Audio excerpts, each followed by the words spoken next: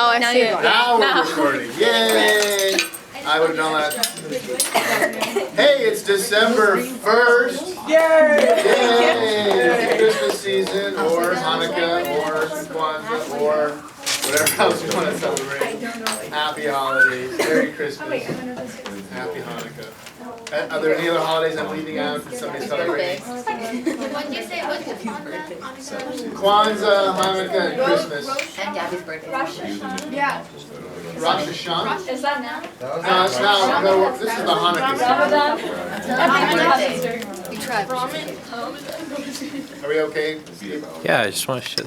Oh, there you go. Christmas tree. Yay! Dynamic video. Yeah. All right. Bad idea. All right, so just a wee bit of review before we move on to lights and lessons.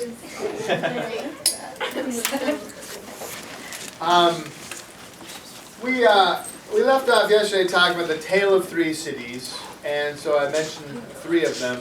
Perhaps you could give me some feedback on what this means, and I'll kind of wrap it up. What is the tale of Rouen, France? What's going on there? They were in the power of 317, so it was like the first long-range missile strike.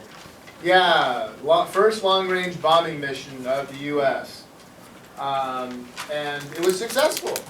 They bombed their targets. They returned to base. And so why? Why is that important? So what? They learned the power of the B-17. Learning the power of the B-17, yeah. You can extend American firepower for far away so they'd have fewer casualties. Yes, we want fewer casualties. I tried to emphasize yesterday that President Roosevelt, as a democratically elected leader, has to be sensitive to the American people. And he can't just throw millions of men into combat like Adolf Hitler and Stalin. Those guys are dictators. They can do whatever they want and get away with it. FDR can't do that. You know, the American people will say, "Whoa, too much." And so this is a way of using American technology because nobody else has this. Nobody else has a 4-engine bomber that can carry this payload with this much firepower, and yeah, it's pretty crazy. So yeah, I mentioned how many guns does the Flying Fortress have on it? 10. Yeah, 10 50 caliber machine guns. I think I read that one big bombing mission that took off from England had like half a billion pounds of ammunition, just 50 caliber machine gun ammunition on all the forts. So they're flying with a lot of firepower, not including the bombs they're going to drop. What I did mention yesterday is they've also got a top secret piece of equipment on board called the Norden bomb sight. The Norden bomb sight is, for the time period, a technological advance that puts bombs on targets. It's not 100%. It's not foolproof, but it's better than anything anybody else has. And it only works in the daytime because you got to see the target. So that's why the Americans are flying in the daytime and the British are flying at night. The British take less losses, but the trade-off is they're not as accurate. They're just bombing random targets. In fact, there was a term for this. I'm trying to think of it real quick. Where the British sort of justified random bombing. I forgot the term, but the idea was that because the Germans had randomly bombed London indiscriminately, the British felt that they could do the same thing. And they justified it. Because what are they bombing? They're just bombing cities. So this is total war. So you want to talk about practices of war? This is total war. Everybody's a target. Every man, woman, and child becomes a legitimate target in war. It's really sad that that's the fact, but that's the way they're seeing it. How do civilians become? How is the civilian a legitimate target? How do they justify it? What's that? Supply the war effort. Exactly. They're supplying and supporting the war effort. We're going to tread briefly today on our war effort, but that's true. Every soldier on the front line depends on all the support from behind the lines on the home front. So that's how they justify it. We're trying to hit military targets. Doesn't always work. Frequently we'll hit, other targets, like what we call collateral damage. Buildings get hit that weren't intended to be hit, but no one's going to apologize. That's just the way it is. So these guys are killing from 10,000 feet or 30,000 feet, depending. They really can't go so high. One of the problems with bombing at high levels is that the winds throw the bombs everywhere. So if they really want to be accurate, they got to come down in elevation. But if they want to stay safe, they got to go high. So there's trade-offs any way you do it. Looking at this elevation here, I'm going to guess that's.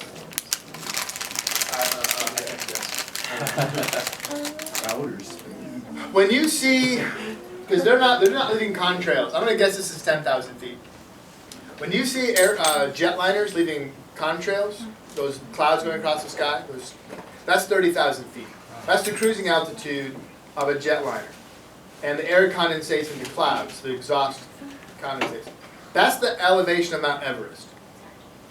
So the next time you're in an aircraft crossing a great distance along, across the country or something like that, they'll go up to that level because they can use the jet streams, it's better gas mileage up there, and they're out of the way of everything else. All the lower traffic, just doing the puddle jumpers from here to LA, those go like 10,000 feet and they're done. But at 30,000 feet, you're in an aluminum tube where nothing can survive. Makes you think. Yeah. Okay. I've got the control. What's the next city? Washington, D.C. Washington, D.C.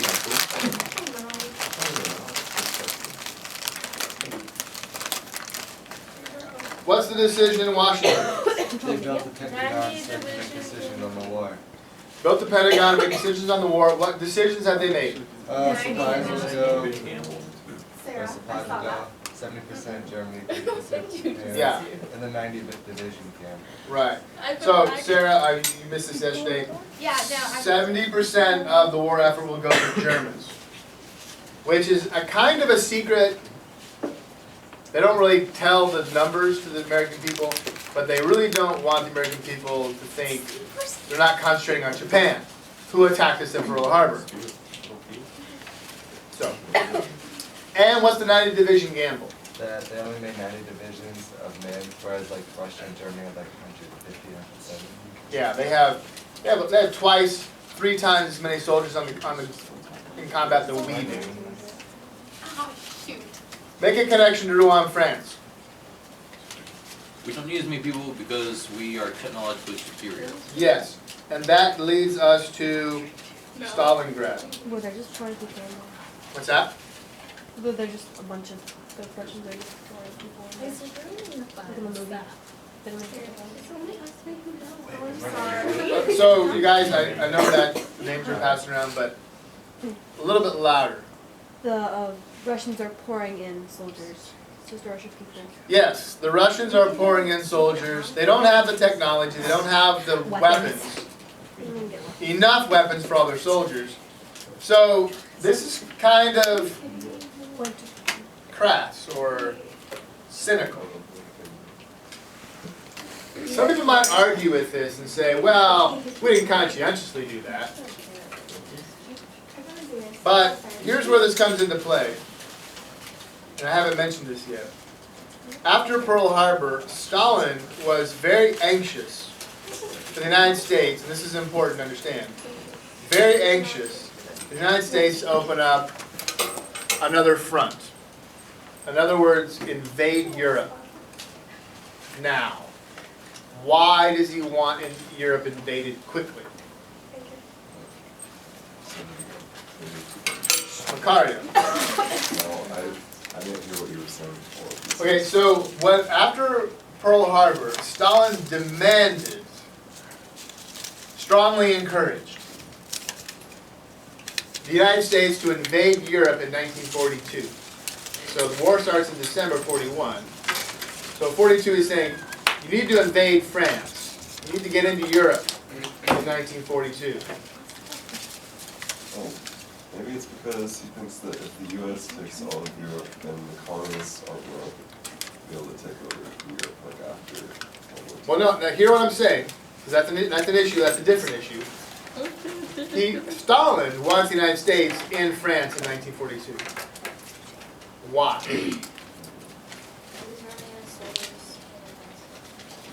Alex, go with that. So it's using support people He's running out of soldiers and equipment. and equipment, so what will happen if the United States invades France? The war will end. Two fronts. Two fronts, yes, the war will end sooner, in Stalin's view.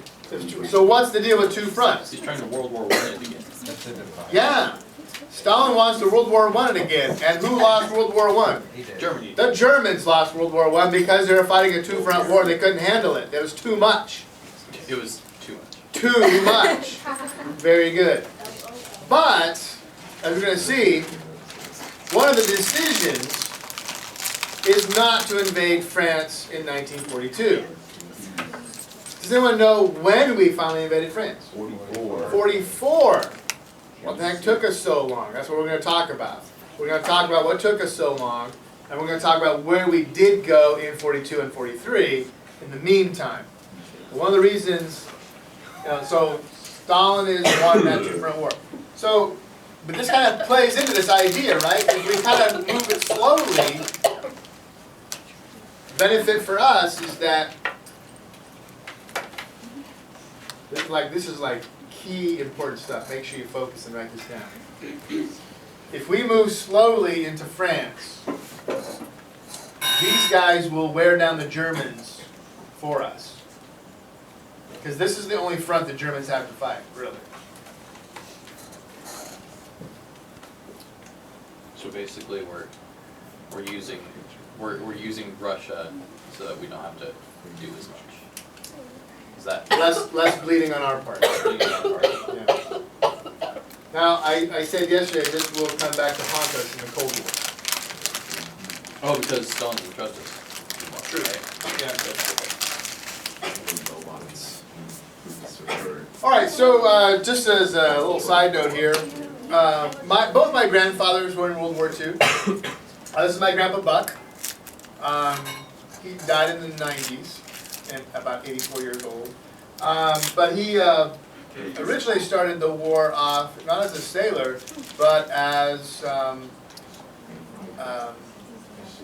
fitter for the B-17. His job was joining the wings, the fuselages of the B-17s at the Boeing. Was it Boeing?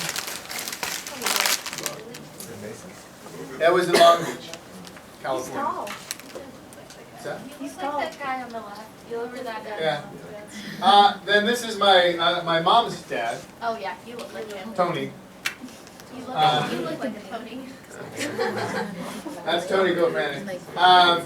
He was in Germany, and as soon as the war ended in Germany, he was put on a ship to go to fight in Japan. I like his pants. So here's my mom. Here's my dad. Both my grandmothers are 93 and still alive. In fact, I talked to her the other day. She's Very stylish. Look how cute they are. aren't they cute? Yeah, you really look like the guy on the left. You're Tony, Tony? you look like Tony. Yeah. That's my Czech side. So I'm four things. I'm English, Irish, Czech, Scottish. But I look like the Czech side. Okay, that's cool. Sometimes I'm curious. My dad, most of my life he had a beard. And one day when I was in college, just for the heck of it, he shaved it off. And my grandpa always had a beard, so I just assumed that they looked alike. And when he came out of the bathroom, I said, my first comment was, "You look like your mom." He looks just like his mom. I had no idea. Okay, James. you know, Oh, that's, you should never choose. this we had last year, so this is kind of a little bit of a review. Because last year what we did was talk about the home front. World War II on the home front. So I kind of want to quickly move through this so it just as a little bit of review and get on to the actual fighting. So at home, we've got the OPA, the Office of the Price Administration. They are making sure, this is the federal government, sort of taking control of the economy. So the free market economy is not so free. This is what happens sometimes in times of emergency. Government can take on extra powers. So there's rationing of food, not just burritos, but all food. Is that supposed to say OPA still? OPA, yeah, the Office of Price Administration. So all prices were set so that there wouldn't be any gouging of people because of shortages, so that people would not be paying high prices for food. Wages were also set, but they were set pretty well. No one starved. In fact, people made so much money during World War II, they saved the extra money. Not that they're getting rich, but when the war is over, they're able to do things like buy homes and buy cars. And this is sort of the beginning of the fabulous 50s, all the saved up wages from the war. Both my grandmothers, no, I take that back, friend didn't. My mom's mom did not work in a factory, but my dad's mom worked for the government in a printing office. That would be sad. Yes. Did I ever pass them around? Yeah. Okay, yes. That was her. Unions gave no strike pledges because out of patriotism. Because sometimes they didn't believe the wages were strong enough, and that's probably a legitimate argument. Because the companies who are supplying the tanks and the guns and the ships, they're making lots of money, right? And they've got a market that's not going to go away. But how do we finance the war? Higher taxes and bonds. So we paid for the war, and you know, we were willing to go into debt. And when the war was over and the economy was recovering, we were able to pay off that debt because the economy was doing so well. The tax revenues that came in from people's income was able to pay off the war. So in economics, you know, this is when you go into deficit spending. What's that called? Deficit spending? Is it economics guys back here? Who else is in economics besides Jake? I was last year. That was last year. John? I have no. Yeah. I think they call it Keynesian economics. Yeah, Keynesian economics means you can go into debt as long as what you're going into debt for will pay itself off in the future. That makes sense like an investment. Okay. So Yamamoto said, "I have awoken a sleeping giant." And this again is review. We're building the tanks. The Sherman tank? Yeah, that's the Sherman tank. If you saw the movie Fury, that's what this is. Our Sherman tanks, side note, I found out were underarmed. Not the guns themselves, but the armor on the front. Because the cranes that lifted the tanks onto the ships could only lift so much. So the tanks were limited in their size and weight by the size of the cranes that could lift them. And so in the beginning part of the war, when they discovered that the tanks were very vulnerable to being hit by artillery shells and exploding, they sent over armor plating to be welded on to the front of the tanks later on. But if you saw the movie Fury, what did they have on the side of the tanks? Just make do. Did you see it? Who saw the movie Fury? Did it just 3 people? 4 people? There were logs. Roped to the side of the tanks. So if they got a side shot when they weren't looking, the shell would explode on the wood and not penetrate the steel. It would probably rock the heck out of them, but it wouldn't penetrate. because they had armor-piercing shells that could go right through this stuff if you were at the right angle and the right distance. And of course, this represents women at work, going in. Safety feature, always pull this down when you're actually welding. But I'm sure that, you know, they, Is that you with the gun? that was me. I thought I had, That looks like you. Tony, is that you? it's Tony, no it's not.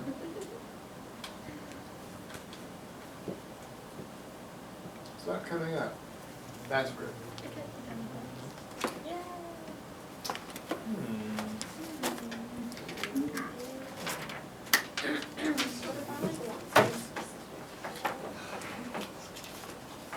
Oh, I feel like that would be Who has fun, to have everybody make a playlist.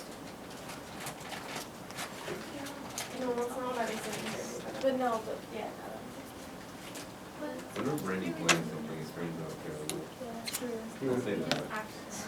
Okay. Nice. So this is a kind of a thing I could give you in a handout. This last year. Yes, that's not. Oh, wait. Can we watch that? That's my favorite video ever. We will. Savannah, like, We're going there. We're going there. Yes. I love that video. Can you send me that again, Savannah?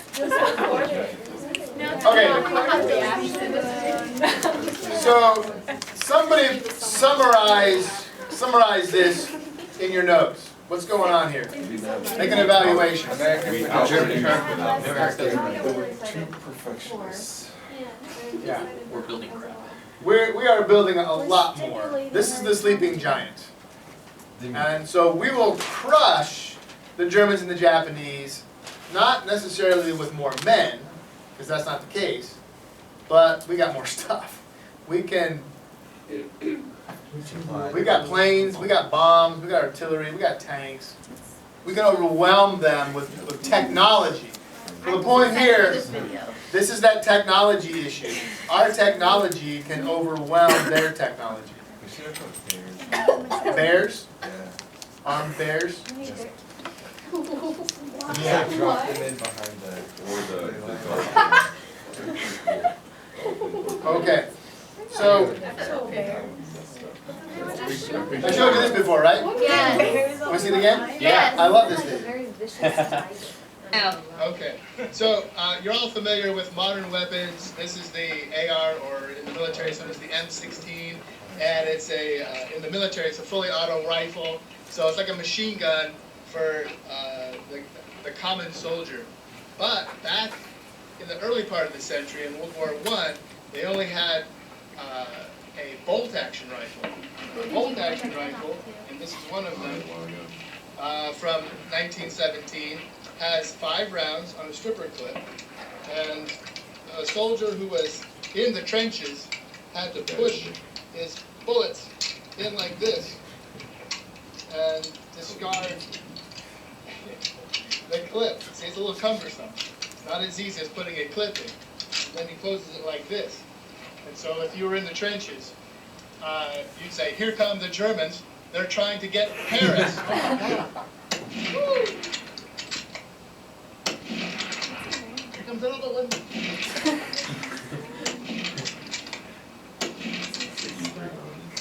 And I'm out. Then, between the wars, a man, an inventor named John C. Garand, came up with this gun. This has 8 rounds, and it loads in the top with 1 clip. You close it, and then you're ready to go. A little quicker though. What? If you want to reload,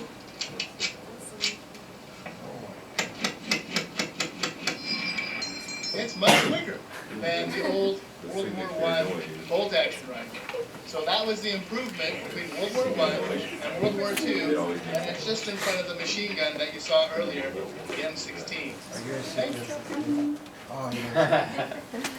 So it's kind of interesting to note, every American soldier had that Garand, or maybe a smaller version like the carbine. But that's what their soldiers, Japanese, Germans, Russians, have the World War I guns. They're no different than World War I. Have the same rifles. Now, there are people in a squad or in a unit that may have machine guns, but not everybody has machine guns. Most of your common typical soldiers have a bolt-action rifle with 5 rounds in it. We've got the Garand with 8 rounds and quicker reloading and quicker firing. Semi-auto. Every time that's me pulling the trigger like this. Boom, boom, boom, boom, boom, boom. With the bolt-action, I gotta go boom, reload, boom, reload, boom, reload. So it's much slower. That's kind of the point. And then, Alright, I'm ready. you ready? Yes! For my cell phone, so not as good quality. This is Savannah with my M1 Garand. In slow motion. Yes! Boom! You're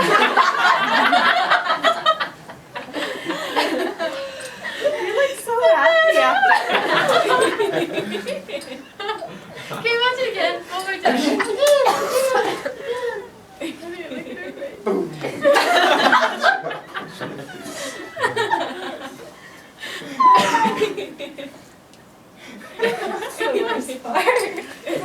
Savannah, what was your, do you remember that day? I do, it was fun. It was fun. Yeah, it's got a little bit of a kick to it, so if you're not ready for it, you know. Are you ready for it? No.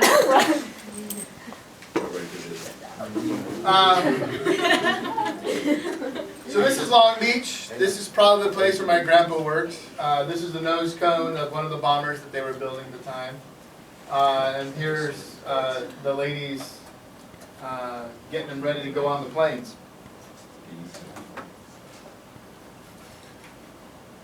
And then, of course, last year we talked about the fact that there's propaganda, government printed materials to keep people, you know, excited about their war effort. She's got an American flag at her machine.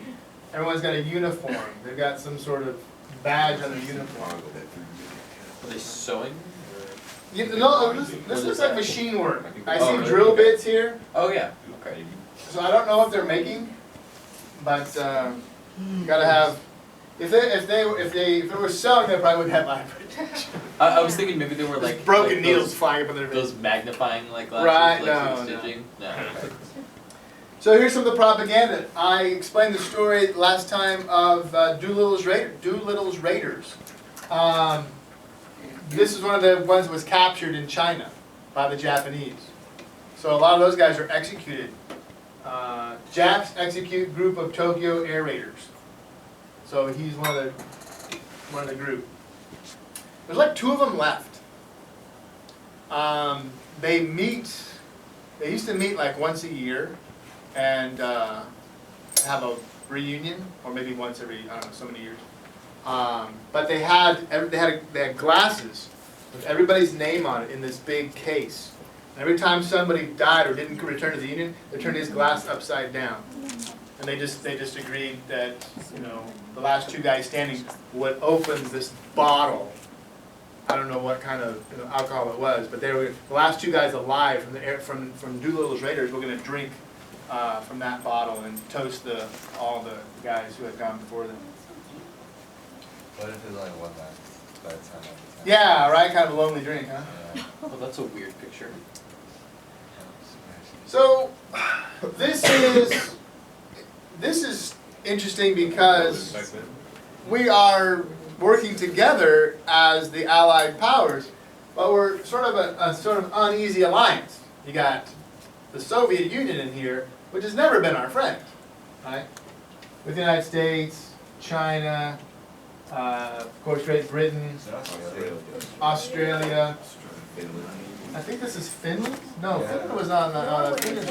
Norway. Norway. Yeah. Oh, Mexico's in there. Then of course this would be, this is government printed. It's got the eagle on it. Help smash Hitler now, invasion of Europe. Look, that's where we need every ton of metal you can mine and smelt. That's a mouthful. That's a mouthful. These are good. Probably not good. There's Rosie the Riveters, kind of hanging out on lunch break. So this graph, the blue represents the two world wars. The blue represents World War I, the blue represents World War II. So what's going on here? Military service spending increases a lot. Yeah, we're spending a lot of money. And let's see, what's the purple represent? Non-military. Non-military spending. Non-military services. Is the value like today's value or just like at the time that's most? Well, it's billions of dollars. So $1945 are probably more valuable than 2015 dollars. But it's a sort of relative comparison for the century, or that half of the century on spending.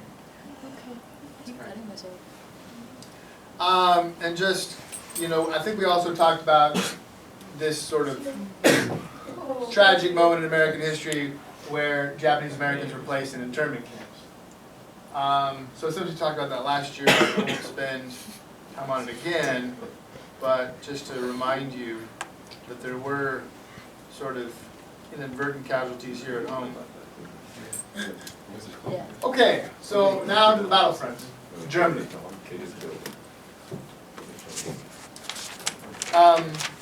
So just for terminology and understanding when you're looking at this or reading about it,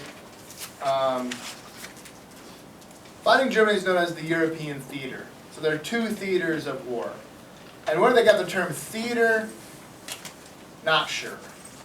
I've heard different stories. It's like a stage, yeah? Like where it's set. It's where it's the setting, Yeah. yeah? I've heard that. That's as good as guess as any. And then of course, fighting Japan is known as the Pacific theater. So if they ask which theater of war are you talking about, you say, well, Pacific theater, that's Japan. The European theater, that's Germany. Well, of course, Italy is throw Italy in there as well, but there's not much of a fight with the Italians. So they kind of get forgotten about. The Italians will surrender halfway through the war and then join us. Oh, the Italians.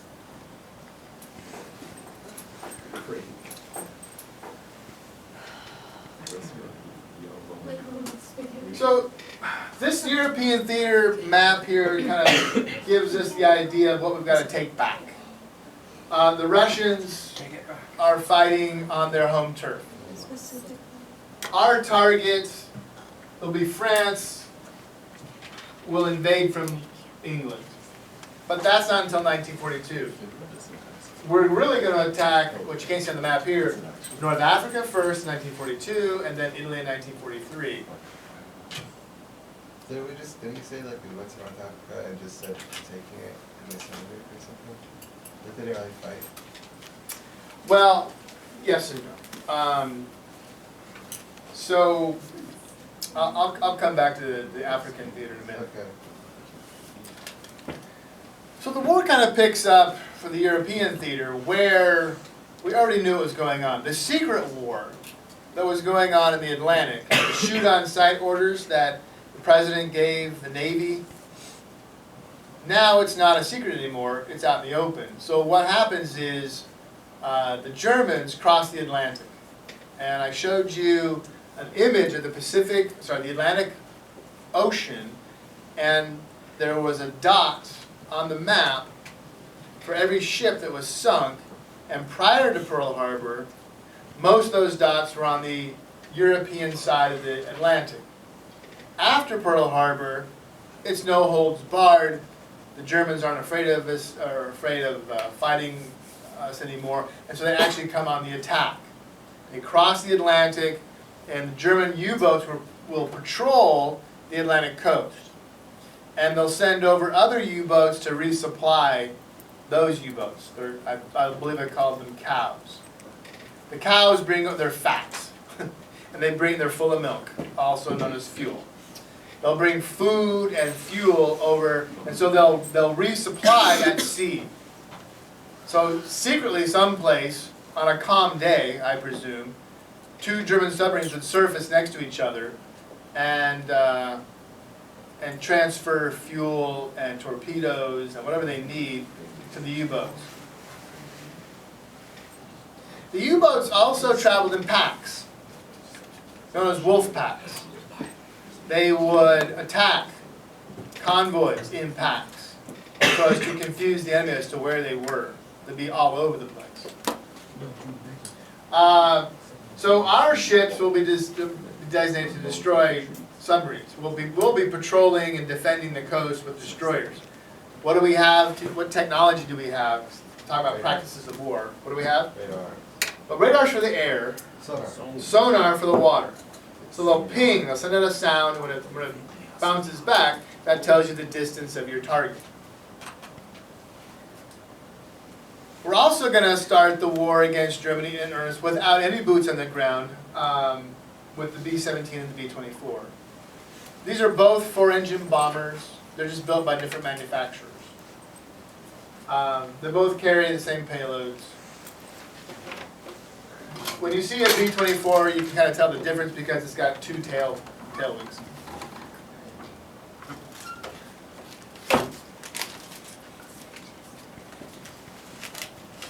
Okay, got that? So, flying over Germany is very dangerous for the bombers. They've got lots of enemies. So, the first enemy they encounter will be the natural environment. It's so cold and forbidding. You have to wear oxygen at a certain altitude, and the cabins are not pressurized. In fact, they're open. The side gunners have an open window that they shoot through. So the air is rushing through the cabin. Cold, freezing cold air. So the temperatures drop below zero, and they're just standing around in it. That's the first enemy. Second enemy are the fighter planes. The fighter planes, the German Messerschmitts will attack the bombers as they fly in formation. And the bombers can't leave formation. They can't fly around and try to evade. They just have to fly on they're on a run. They're on a target. They can't move. They have to stay where they are. So we'll have some defense. Two defenses. One's onboard the planes themselves, the guns we mentioned already, but also fighter escorts. Fighter planes will escort the bombers so far, and then they have to peel off and go return to base because they don't have enough fuel to continue all the way. So they'll have fighter escorts to and from, but only so far. And so the Germans got really smart. They waited until the fighter escorts peeled off and left for lack of fuel, and then they would attack. And the Germans also discovered that the flying fortresses had a weak spot, the nose. The twin guns on the nose were manned by the bombardier, and the bombardier was also the navigator. So he's sitting at the nose of the aircraft. He's got one machine gun on this side, one on this side, and nothing straight out the front. So the Germans figured out if you fly straight at a B-17 and pull the trigger, you can shoot up the front of the plane, take out the pilots, and no more B-17. So on later models of B-17, they installed a turret under the nose controlled by the co-pilot, a twin 50 that was just sort of guided by the co-pilot. So if he saw somebody coming at him, he could pull the trigger and save himself and, of course, the rest of the crew of the plane. Later in the war, the Germans will get so desperate, they'll actually be ordered to ram the B-17s with their planes. Kamikazes. The third weapon is called flak.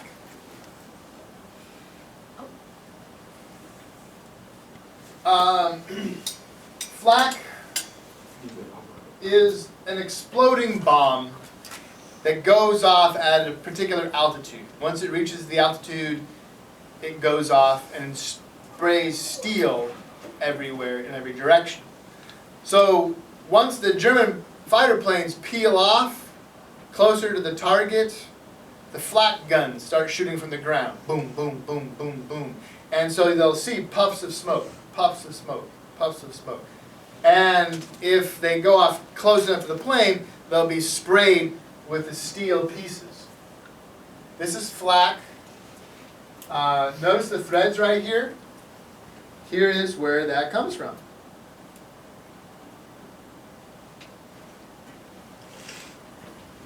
This is a flak shell. The tip is unscrewed.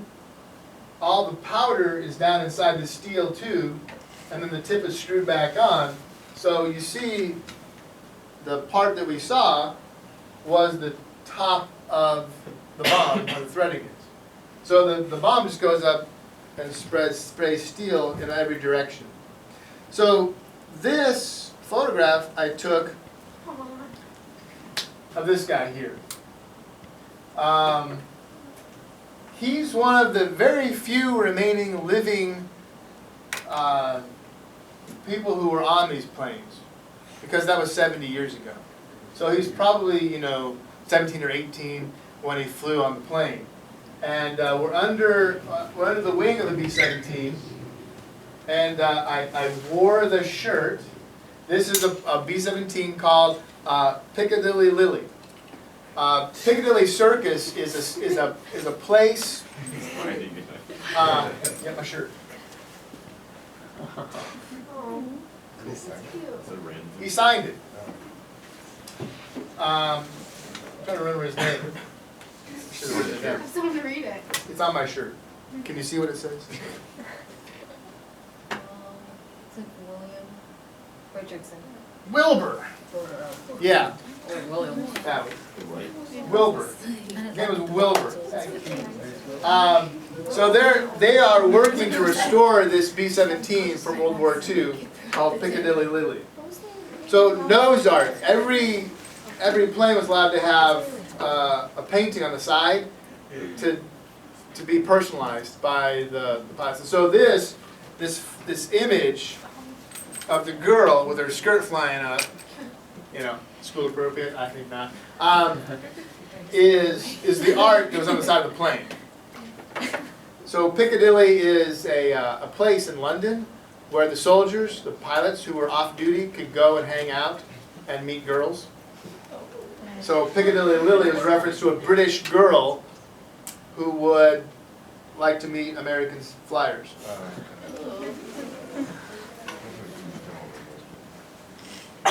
Okay. From North Africa to